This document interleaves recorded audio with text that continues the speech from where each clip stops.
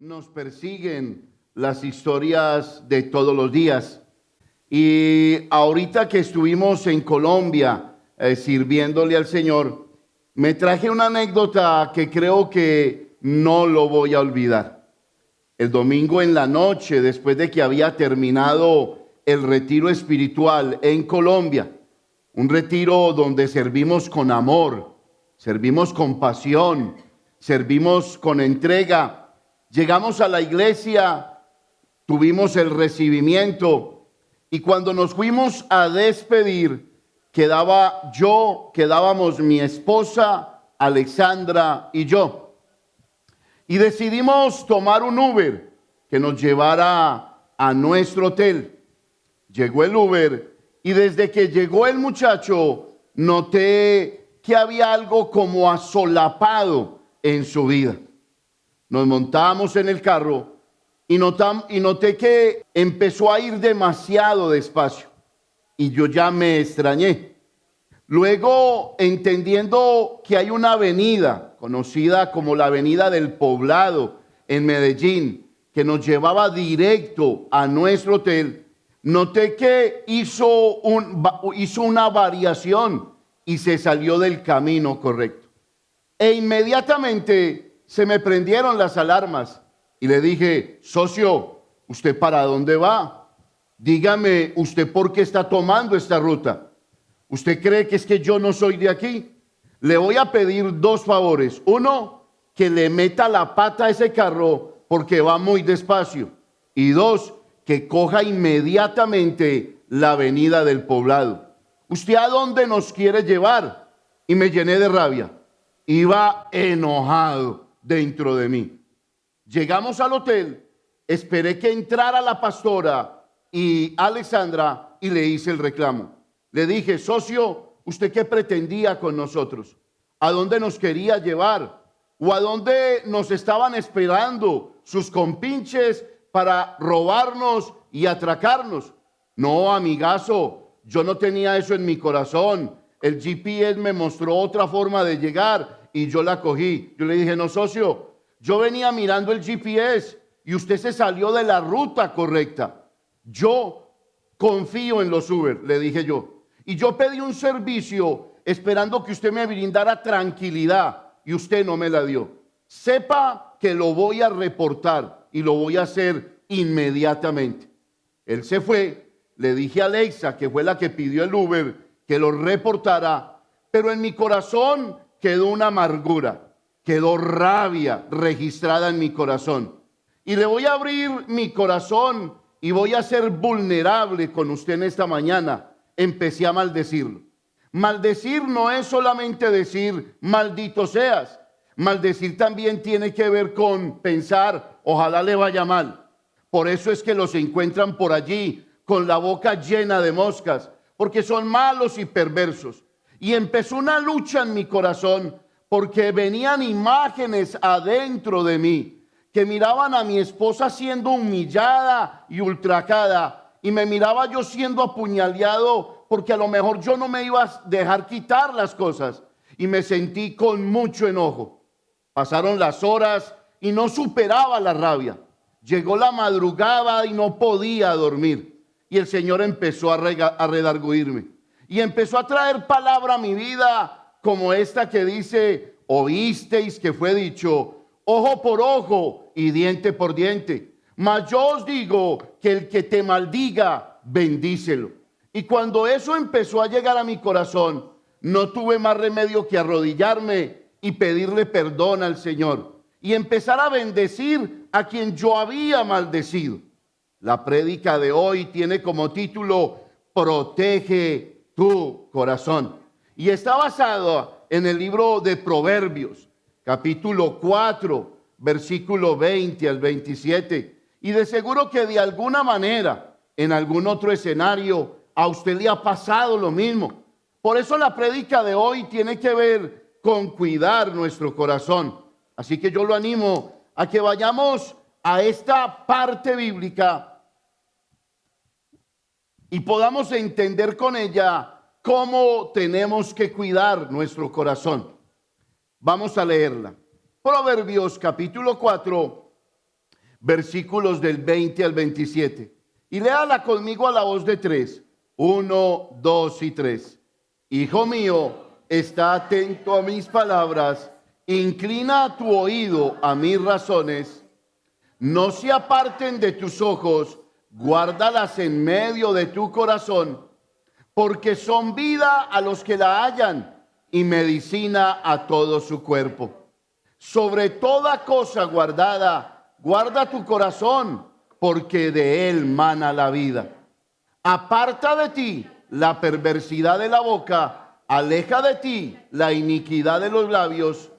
Tus ojos miren lo recto y dirijas en tus párpados hacia lo que tienes delante. Examina la senda de tus pies y todos tus caminos sean rectos. No te desvíes a la derecha ni a la izquierda. Aparta tu pie del mal. Salomón nos dice que la parte más vulnerable y que es la parte que más tenemos que proteger, y lo dice en el versículo 23, es nuestro corazón, porque dice que de él mana la vida. Y así como mana la vida, en la historia que les conté, también puede manar la muerte. Las instrucciones de Dios nos guían por la vida, nos alejan de las malas decisiones y nos enseñan dónde concentrar nuestra verdadera atención. Si protegemos nuestro corazón acatando sus instrucciones, apartaremos nuestro pie del mal y permaneceremos firmes en nuestro caminar con Dios. Nos lo dice el versículo 27. Todos los días nosotros enfrentamos al enemigo y nos metemos incluso en terrenos del enemigo, pero solo la sabiduría de Dios puede proteger nuestro corazón. Podemos concentrarnos en nuestra misión y vivir correctamente para la gloria de su nombre. La Biblia nos dice que si alguno tiene falta de sabiduría, pues es la sabiduría de Dios la que cuida el corazón del hombre. Nos dice que si alguien tiene falta de sabiduría, entonces la pida a Dios, el cual dará sabiduría a quien se la pida y la dará sin reproche. Pero agrega diciendo que cuando usted pida sabiduría, la pida con fe y no la pida dudando en su corazón, porque el que duda es semejante a las ondas del mar que son arrastradas por el viento. Proverbios capítulo 10, versículo 17 nos habla de una forma muy especial a nuestro corazón. Proverbios capítulo 10, versículo 17 nos dice, léalo conmigo, 1, 2 y 3. Camino a la vida es guardar la instrucción, pero quien desecha la reprensión hierra. Lo quisiera usted repetir conmigo de nuevo en esta mañana. 1, 2 y 3. Camino a la vida es guardar la instrucción, pero quien desecha la reprensión yerra. Lo puedes dejar allí. En la versión de la Biblia de las Américas dice de esta manera: por senda de vida va el que guarda la instrucción, mas el que abandona la reprensión se extravía. Yo se lo quiero repetir en la versión de las Américas. Por senda de vida va el que guarda la instrucción, mas el que abandona la reprensión se extravía. Por sendas de vida va el que guarda la instrucción. No podemos encontrar una mejor instrucción que la que sale de la Biblia, que la que sale de los labios de Dios. Para nadie es difícil entender que el mundo está totalmente equivocado y que está en un caos total. Familias desintegradas, problemas por doquier, pero es porque les hace falta las instrucciones de Dios. Y para poder entender cómo Dios guarda nuestro corazón por medio de su sabiduría, quien es quien no se equivoca, quien es quien no comete nunca un error y quien es digno de confianza para que nosotros le entreguemos nuestra vida, vamos a mirar un único punto en esta mañana, y el punto es una de las formas en las que Dios cuida nuestro corazón es siguiendo las instrucciones de Dios. Lo quisiera repetir conmigo a la voz de tres. 1, 2 y 3. Siguiendo las instrucciones de Dios. Y para poder entender este primer punto, debemos de ir al libro de Proverbios, capítulo 1, versículos del 1 al 8, quien nos está hablando de la sabiduría de Dios. ¿Y para quién es la sabiduría de Dios? Déjeme decirle que si usted no tiene sabiduría y yo no la tengo, la Biblia nos dice cómo conseguirla. La Biblia nos dice cuál es la fuente y la Biblia nos dice dónde se encuentra. Encontrarla en otro lugar y buscarla en otro lugar es un error, porque Él es la fuente de toda sabiduría. Y eso es claro para todos. Si no es claro, pues tendríamos que contemplar nuestra propia vida. Porque déjeme decirle, cada 8 días que yo vengo y usted viene a la iglesia, está viniendo a un hospital donde llegamos imperfectos del alma, imperfectos del corazón, a causa del pecado que todos los días nos asedia. Y si no fuera así, pues fuéramos perfectos como Dios. Y nadie es perfecto como Dios. Solo Él es perfecto. Es el único Dios verdadero, nos dice la palabra del Señor. Los proverbios, llenos de sabiduría, nos dan la oportunidad de ser guiados por las sendas de la vida, sendas escabrosas, sendas difíciles, problemas todos los días. Pero cuando nosotros metemos la sabiduría de Dios en nuestro corazón, estamos recibiendo las instrucciones de vida. Escúchelo, instrucciones de vida y no de muerte. Proverbios capítulo 1, versículo del 1 al 8, nos habla de esta manera. Léalo conmigo a la voz de tres.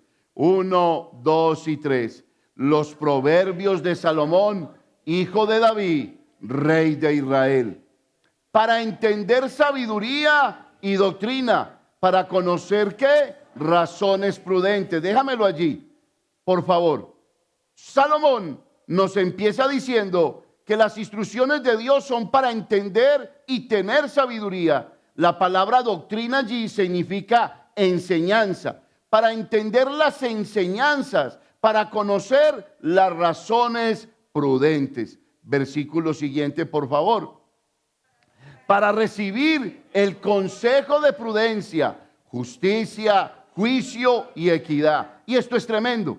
Nadie puede recibir y nadie puede ser prudente si no tiene las instrucciones de Dios en su vida. Nadie puede ser una persona justa si no tiene las instrucciones de Dios en su vida. Y nadie puede brindar equidad si no tiene las instrucciones de Dios en su vida. Los proverbios fueron escritos para esto, para recibir consejo de prudencia, justicia, juicio y equidad. Versículo siguiente, por favor. Para dar sagacidad a los simples y a los jóvenes inteligencia y cordura. Cuando los jóvenes meten esto en su corazón, reciben inteligencia y reciben cordura. Tienen la capacidad de discernir entre lo bueno y lo malo y no les es difícil decidir por lo bueno, porque saben que son las instrucciones que vienen del Señor. Para los jóvenes, inteligencia y cordura. Versículo siguiente. Oirá el sabio, óigalo, el sabio siendo sabio, oirá sus instrucciones y aumentará el saber, y el entendido adquirirá consejo. Wow. Versículo siguiente, 6. Para entender proverbio y declaración, palabras de sabios y sus dichos profundos. Versículo siguiente. El principio de la sabiduría es el temor de Jehová. Los insensatos desprecian la sabiduría y la enseñanza, y déjamelo allí. El principio de la sabiduría es el temor al Señor. ¿Qué hace el insensato? Desprecia el temor del Señor, no lo coloca en su corazón, no quiere vivir conforme a su voluntad, quiere vivir conforme a su propia voluntad.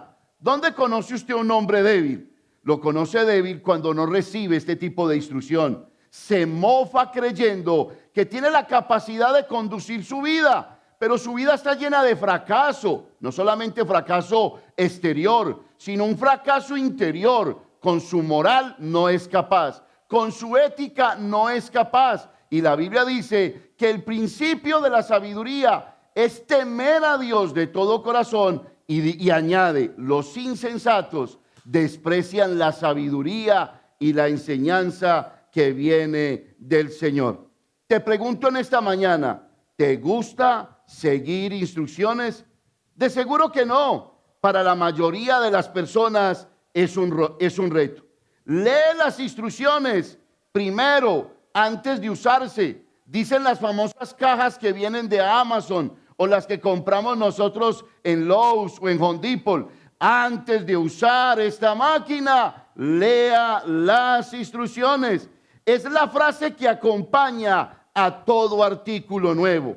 El producto más importante que existe es la vida del hombre, y nosotros antes de utilizarla debiéramos de leer las instrucciones de Dios. ¿Te quieres casar? Busca las instrucciones de Dios. ¿Quieres montar un negocio? Busca las instrucciones de Dios. ¿Quieres tener una sociedad con alguien? Busca las instrucciones del Señor. Saben que ahorita que estuve en Colombia, por alguna razón, tal vez por esta prédica, pasaba mucho por un letrero publicitario que decía de esta manera.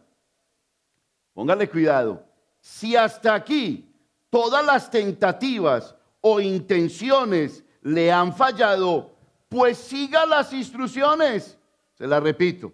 Si hasta aquí todas las tentativas o intenciones le han fallado, pues solo siga las instrucciones. Nosotros sabemos que hemos fallado. Nosotros sabemos que hemos venido al Señor en bancarrota espiritual.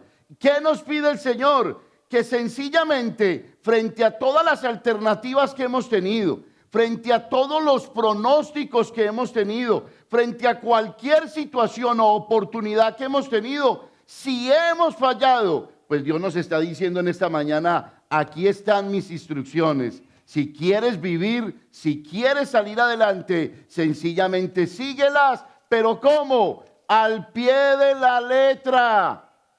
Hay veces cuando armamos una máquina, nos queda faltando una tuerca o nos queda faltando una arandela. Y uno dice, dejémosla así. Y cuando prende la máquina gargarea. ¿Por qué? Porque le faltó completar las instrucciones. De la misma manera, si nuestra vida gargarea, si nuestra vida tiene una conducta inadecuada, si no hemos sido capaces de obedecer, es porque hemos sido obedientes de la forma incorrecta. No hemos sido fiel al mandato del Señor, a las instrucciones del Señor.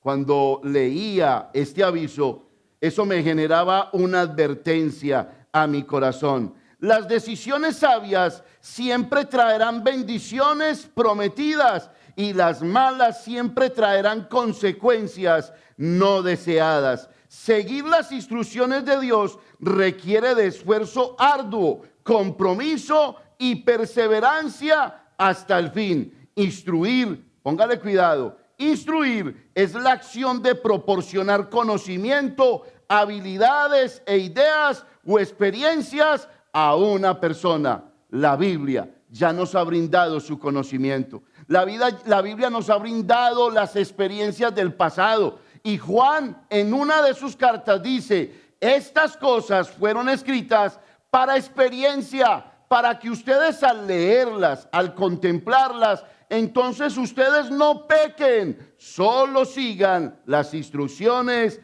de la vida. Romanos, lo mirábamos y no le entregué esa cita porque no la necesitábamos.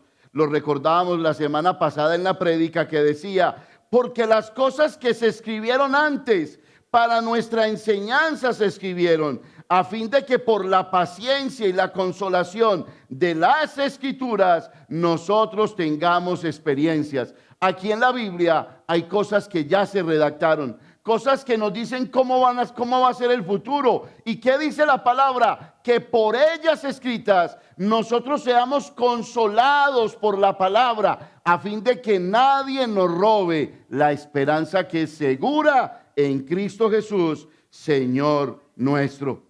Hay una frase que retumbó mucho en el retiro espiritual y que para los que han ido al retiro espiritual es una frase contundente.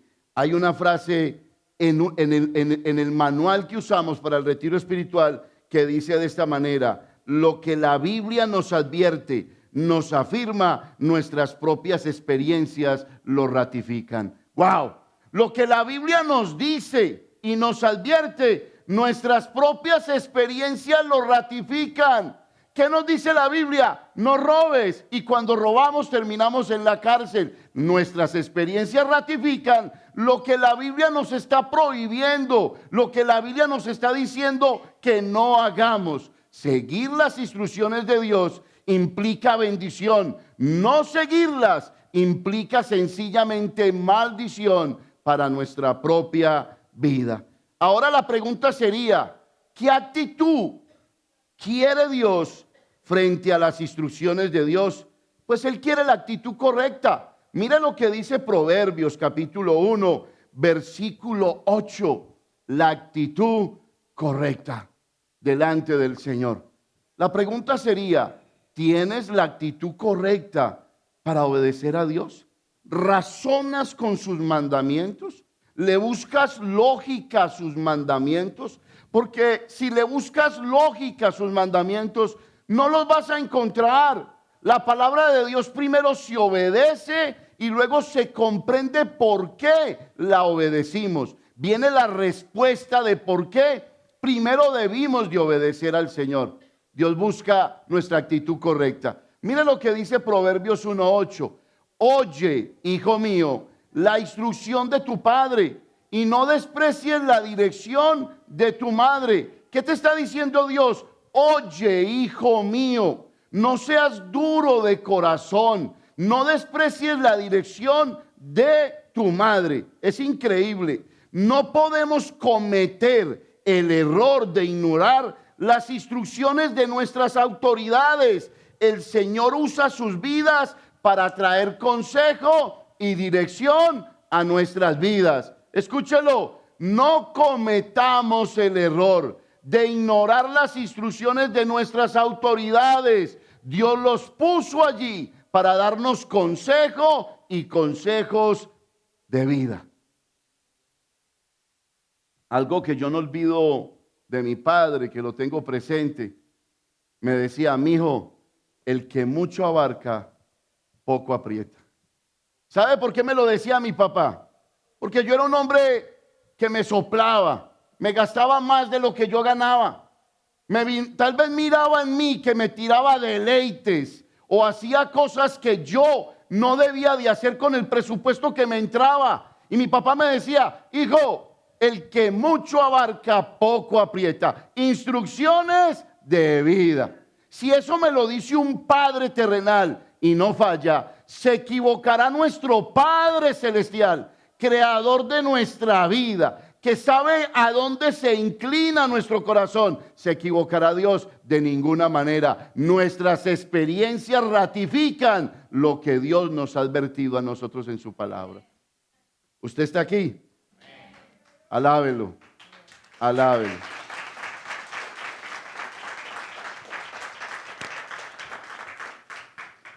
Hay un consejo que no debe de fallar en el corazón de nosotros, y más que todo en el corazón de los hombres. Me encanta cómo Salomón, siendo un hombre que hablaba sabiduría pero no practicaba la sabiduría. ¿Sabe que por ahí andan muchos Salomones que hablan de sabiduría pero no practican la sabiduría? ¡Guau! ¿Cómo creerle a ese tipo de personas? ¿Cómo? Es imposible creerle a ese tipo de personas.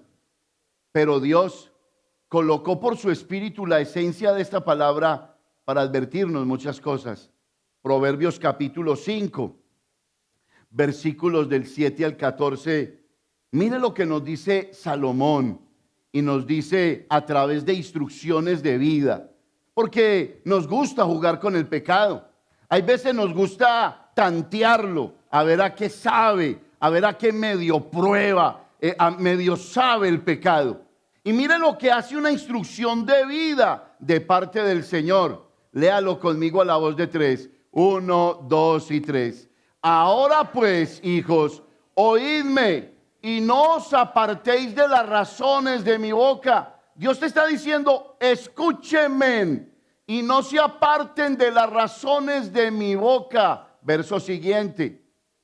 Aleja de ella, hablando de la mujer ramera, aleja de ella tu camino y no te acerques a la puerta de su casa.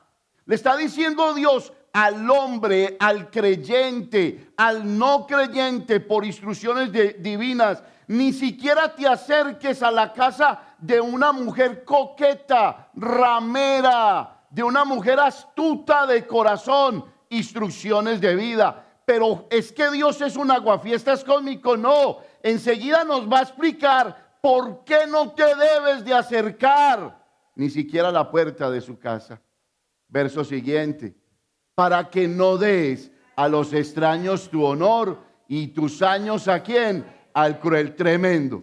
¿Cuántos hombres hay por allí que decidieron abandonar su hogar y luego se metieron con una mujer casada que tiene 5 y 6 hijos?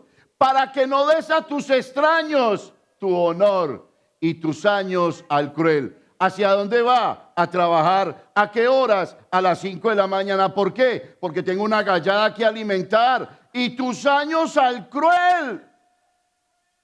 Instrucciones de vida. No. Dios no es un aguafiestas cósmico. Es que Dios sabe que el pecado me destruye. Es que Dios sabe que mis acciones me destruyen. Es que Dios sabe que sin su espíritu no puedo ser guiado. Es que Dios sabe que sin su palabra no puedo ser guiado. Wow. Verso siguiente. No sea que extraños se sacien de tu fuerza y tus trabajos estén en casa del extraño. No son tus hijos, no era tu esposa, y allí quedó tu fuerza, allí quedó tu honor. ¡Wow! No sea que extraños se sacien de tu fuerza. No salieron de mis lomos, no salieron de mi sangre, pero mi pecado me llevó a comprometerme con ellos. Y tus trabajos estén en casa del extraño. Siguiente verso, por favor. ¿Y qué dice? Y gimas al final. ¿No conoce usted hombres que gimen al final? ¿No los conoce? Yo los conozco. Usted los conoce. Y gimas al final. Cuando se consuma, ¿qué? Tu carne y tu cuerpo. Siga conmigo. Y digas: ¿cómo aborrecí la instrucción? ¿Cómo aborrecí el consejo? Y mi corazón menospreció la reprensión. Siga conmigo. No oí la voz de los que me instruían, y a los que me enseñaban no incliné mi oído. Casi en todo mal he estado en medio de la sociedad y de la congregación. Wow. ¿Qué le pasó a este hombre? Le sucedió lo que tal vez nos ha pasado a todos. No seguimos las instrucciones del único Dios verdadero. La Biblia nos habla de Timoteo. Timoteo, un joven de su época. Pablo se dirigía a él como el joven Timoteo, hijo de padre griego y de una mujer judía. Y tal vez Pablo se lo ganó en uno de sus primeros viajes misioneros. Pero Timoteo tenía un título especial en su vida, y ese título le hablaba de él como un hombre que tenía una fe genuina, una fe verdadera. ¿Por qué tenía una fe verdadera? Porque Timoteo seguía instrucciones, no solamente de Dios, la seguía de su tutor, de Pablo. Y Timoteo entendía que lo que Pablo decía le traía a él la verdad a su corazón. Timoteo creció con verdades fundamentales. Timoteo decía: no hay sino un solo mediador entre Dios y los hombres, Jesucristo hecho hombre. Timoteo no jugaba con la salvación. Timoteo le decía a la gente que no había sino un solo medio, un solo mediador, porque Timoteo era un hombre de fe genuina. No solamente eso, Timoteo hablaba de la salvación y hablaba del pecado como tal. Por ahí una corriente que nos quieren meter en la cabeza, que dicen que si usted es malo es ok, y que si usted es bueno es ok. Yo quisiera ver la filosofía de ese tema en nuestras propias vidas. Supongamos que no exista Dios, supongamos que Dios no exista, pero que existan las leyes que hoy rigen la tierra. ¿Qué le pasa a un ladrón? Termina en una cárcel. ¿Qué le pasa a un sicario? Termina muerto. ¿Qué le pasa a un adúltero? Termina perdiendo su matrimonio. Entonces no podemos decir que sencillamente podemos nosotros decir que está bien que nosotros juguemos con el pecado. Timoteo se encargaba de señalar el pecado por su fe genuina y por las instrucciones que recibía. Le decía, lo malo es malo y lo bueno es bueno. Pero hoy en día se ha levantado gente que a lo malo le dice bueno y a lo bueno le dice malo. ¿Pero por qué? Porque les conviene, porque ese es su estilo de vida, porque así quieren vivir, porque no aman a Dios. Se mofan diciendo que aman a Dios, pero el que ama a Dios obedece su palabra.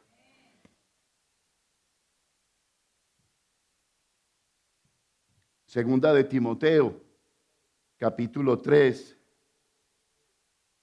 versículo 14 y 15. Timoteo nos habla de una forma especial. Mire lo que dice.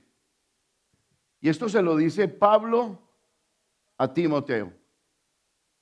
Pero persiste tú en lo que has aprendido. Pablo a Timoteo. Pablo, persiste en las instrucciones que yo te he dado.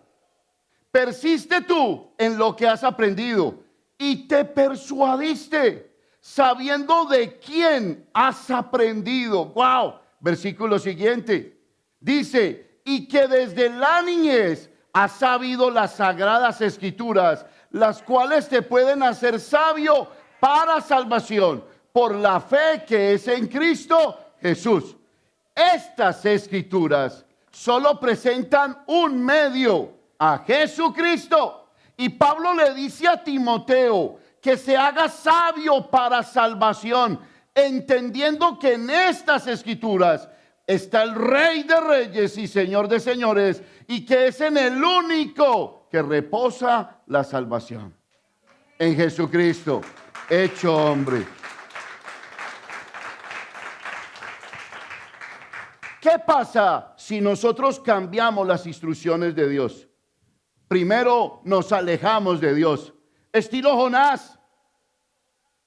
¿Qué pasa si nosotros cambiamos las instrucciones de Dios? Dañamos cualquier diseño que haya dado Dios para la vida, estilo Saúl, que cambió la orden de Dios y terminó dejando con vida a quien no tenía que dejar con vida. Y años posteriores fueron los hombres que quisieron exterminar a Israel. ¿Qué pasa si cambiamos las instrucciones de Dios? Nos volvemos enemigos de Dios. Dios tiene un enemigo y es el diablo. Pero hay gente que juega en el equipo del diablo. Hay gente que juega en el equipo del enemigo. Si cambiamos las instrucciones de Dios, nos volvemos enemigos de Dios. ¿Qué pasa si cambiamos las instrucciones de Dios? Renegamos contra Dios, estilo Coré. Si no nos vuelves a Egipto, si no nos vuelves a llevar al pecado, entonces nos rebelamos. Nos dice la famosa historia de Coré. ¿Qué pasa si cambiamos las instrucciones de Dios? No somos transformados, sino que pasamos, tenemos someramente una fe que no ha sido definida. Nos metemos en débiles batallas, en batallas en las que la tentación nos domina. Nuestra fe no termina glorificando a Dios. En la Biblia encontramos a un hombre, y con él quiero terminar, que siguió las instrucciones de Dios. No era perfecto, como no lo es usted, ni lo soy yo, pero siguió las instrucciones de Dios. Ese hombre, y hablábamos la semana pasada un poco de él, es conocido como Abraham. A nadie en la Biblia se le dio un título como el que se le dio a Abraham, amigo de Dios. Amigo de Dios. ¿De quién eres amigo? ¿Quiénes son tus amigos? Dime con quién andas y te diré quién eres. A él le fue dado ese título, amigo de Dios. Y déjeme decirle algo, los amigos de Dios siguen las instrucciones, los enemigos de Dios no siguen las instrucciones. Vaya conmigo a Santiago, capítulo 2, versículo 23.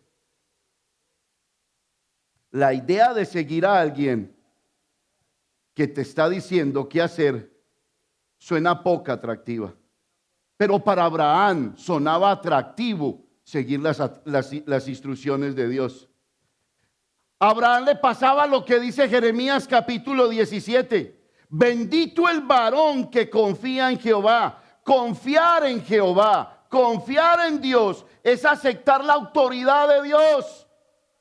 Escúchelo, confiar en Dios es aceptar su autoridad. Tengo una sola autoridad y es Dios. Tengo un solo Señor y es Dios. Tengo un solo jefe y es Dios. Tengo un solo soberano y es Dios. No hay otra autoridad que supere a Dios. Abraham lo creía. Mire Abraham cómo empieza diciendo. Por medio de Santiago, el hermano medio de Jesús. Un hermano medio que creyó en la resurrección de Jesús como usted y yo hemos creído. Mire lo que dice. Y se cumplió la escritura. Oiga, esto lo debían de leer los ateos.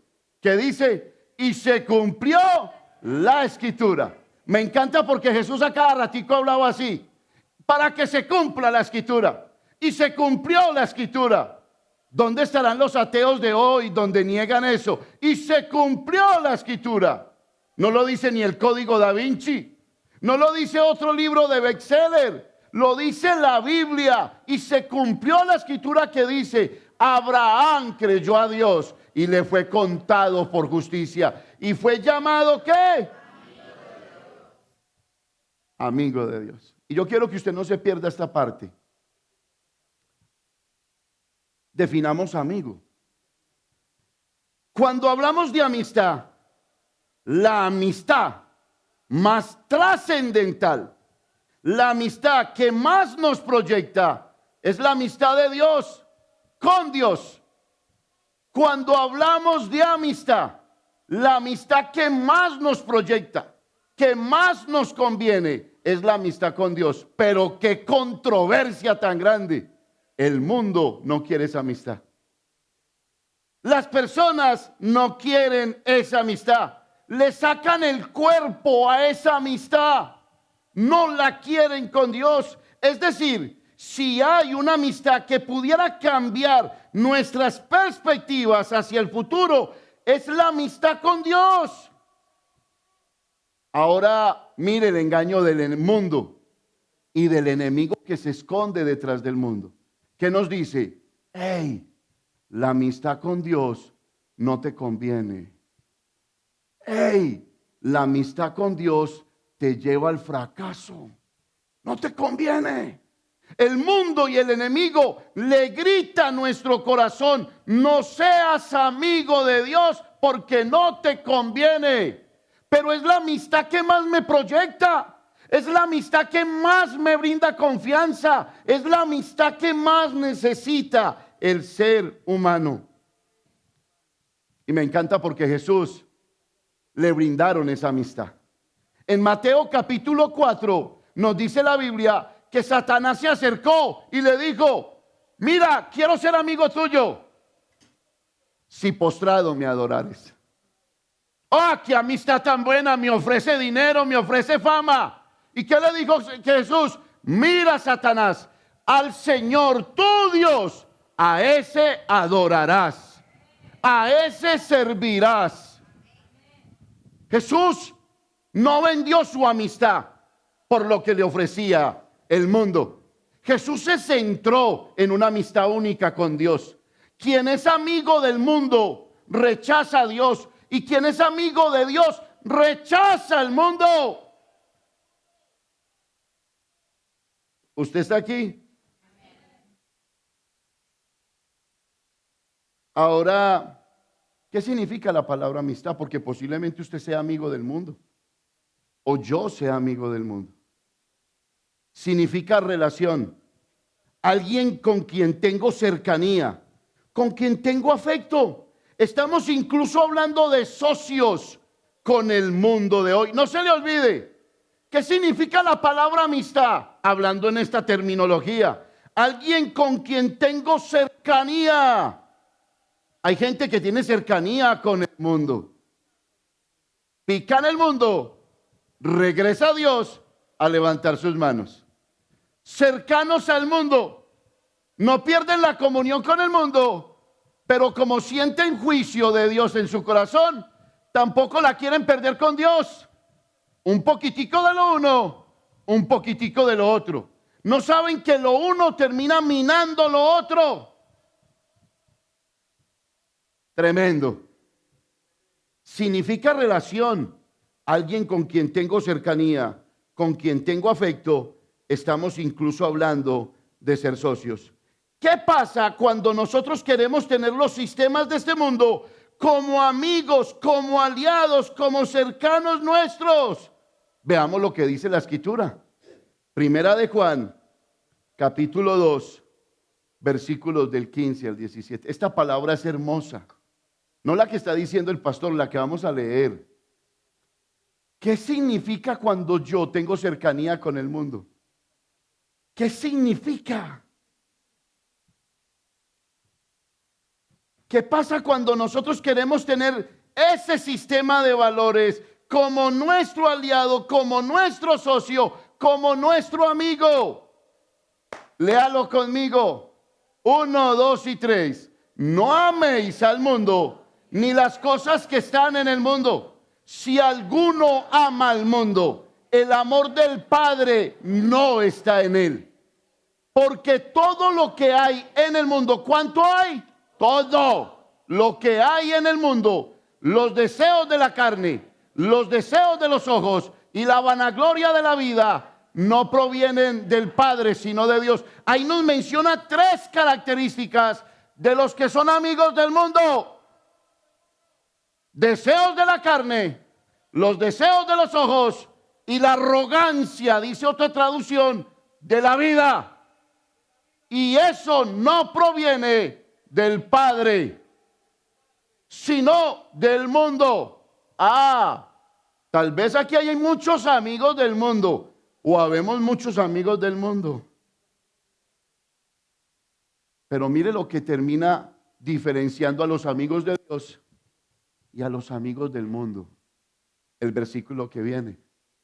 Y el mundo pasa. Estas 3 características pasan. Y sus deseos. Pero el que es amigo de Dios, el que hace la voluntad de Dios, este permanecerá para siempre. Wow. Wow.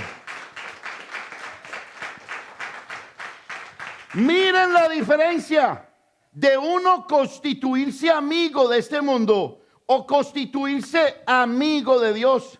Pero el que hace la voluntad de Dios, el que es amigo de Dios, el que recibe las instrucciones de Dios, permanece para siempre.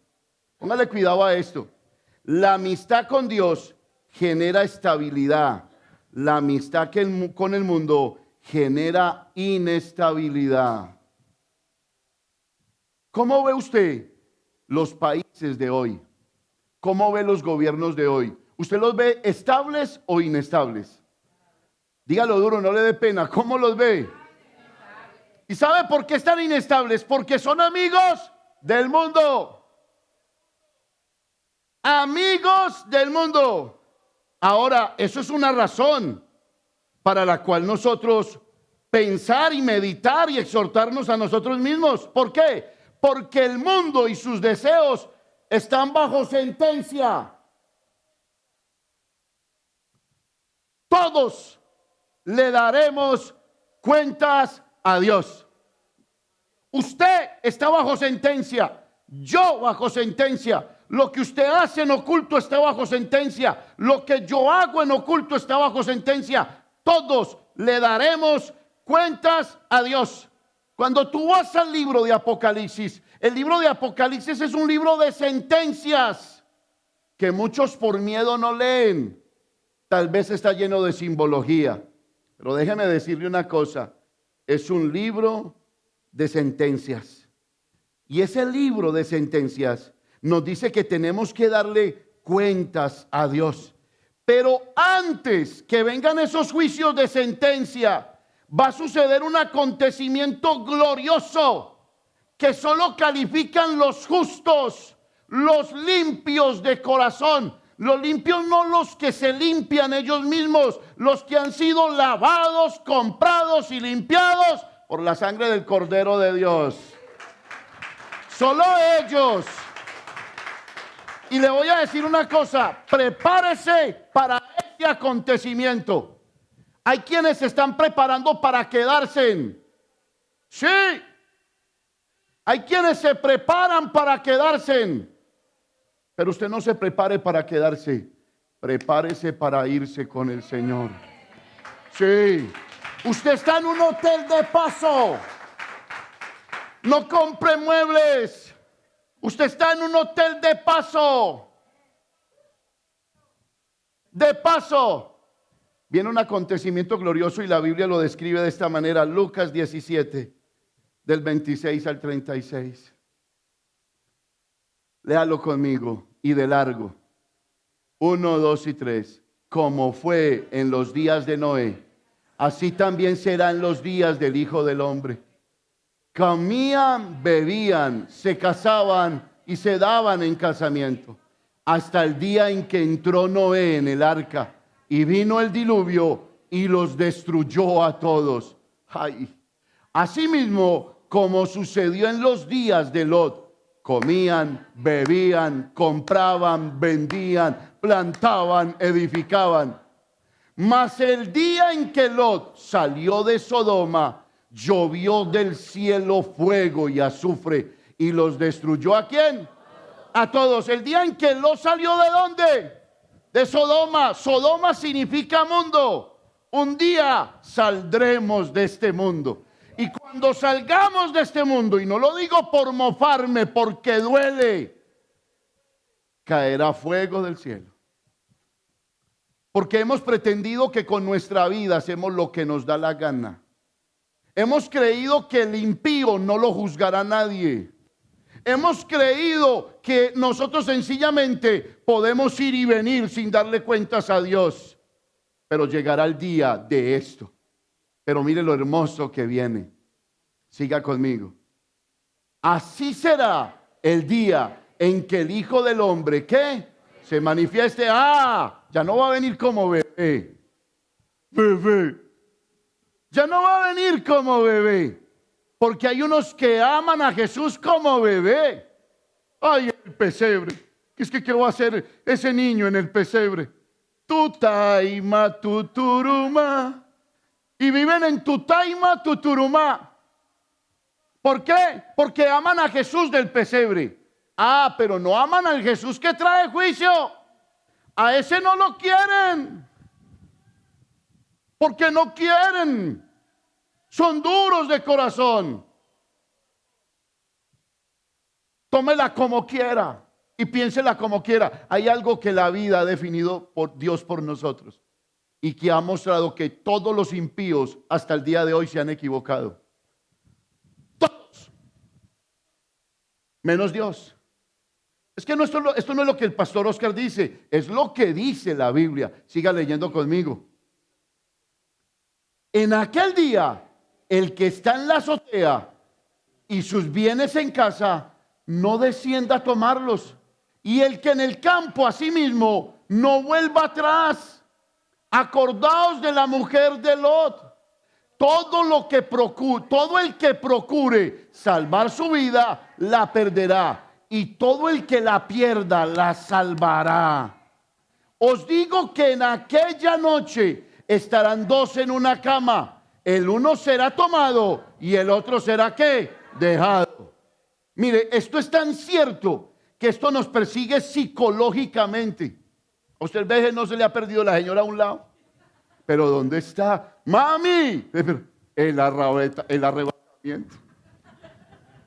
¿No le ha pasado que se le pierde su esposo? Pero ¿dónde anda? ¿Qué se metió? Y, uy, ¿será que vino el arrebatamiento? Así será. Uno será tomado y el otro será dejado. Imposible de creer, claro, para el incrédulo. Pero nosotros un día creímos sin ver. Y por creer sin ver, Dios nos llamó bienaventurados.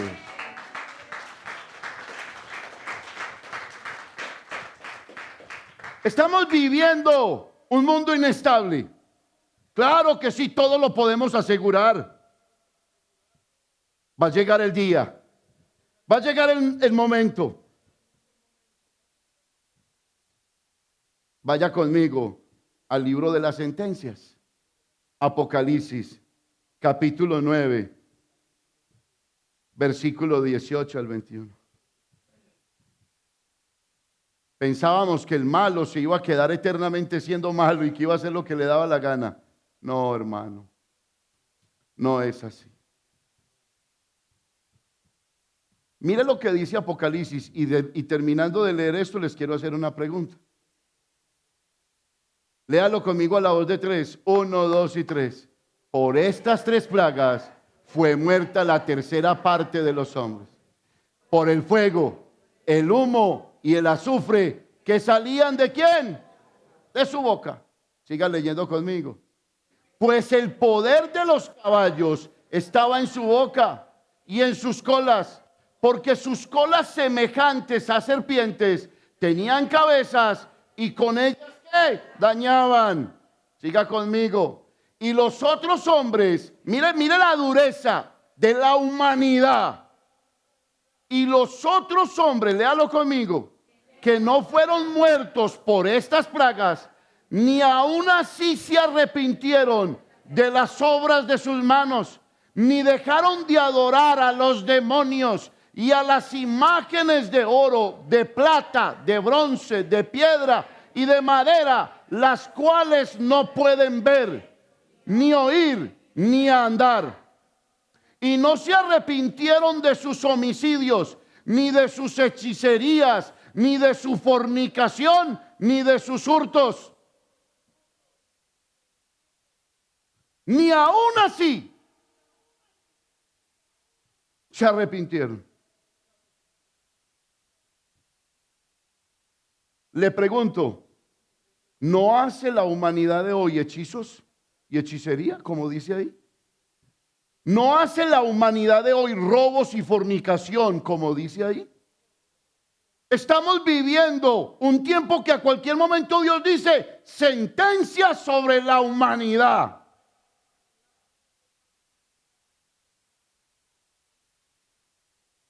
Es una realidad. Es una realidad. Estos juicios son sentencias contra la idolatría. Dios detesta la idolatría.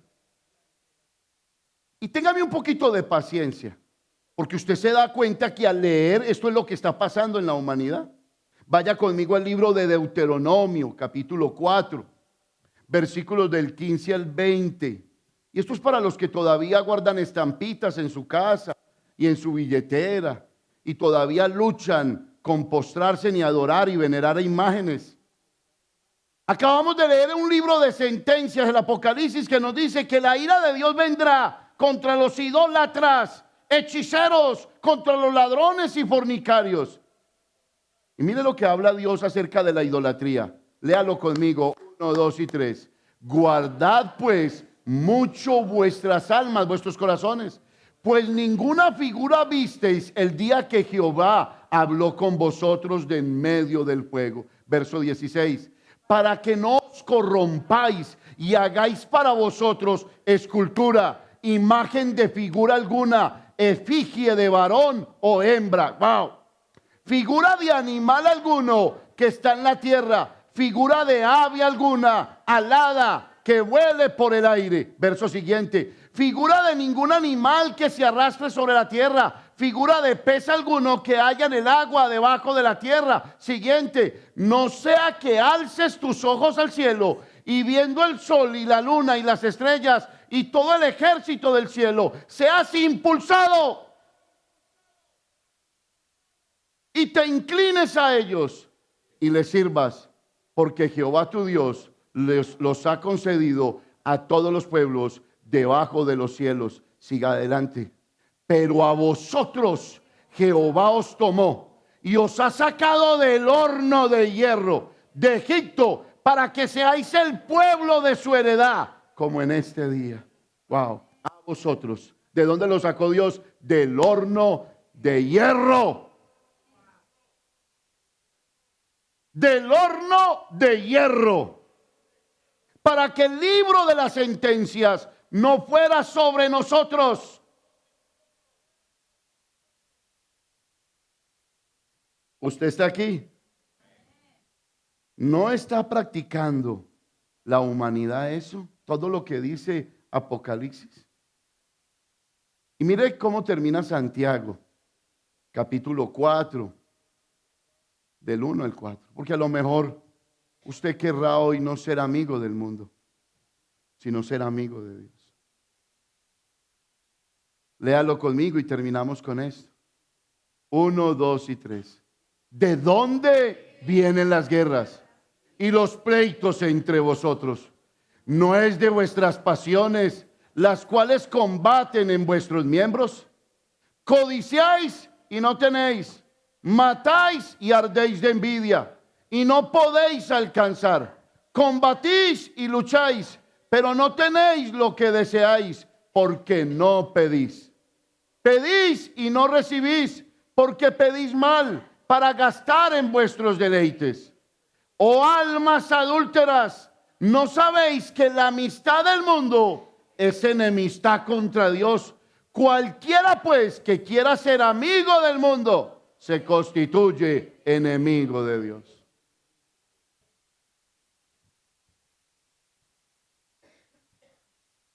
Hermanos, con Dios no se pierde, con Dios se gana. Sea amigo de Dios. Colóquese de pie, mi hermano querido, por favor.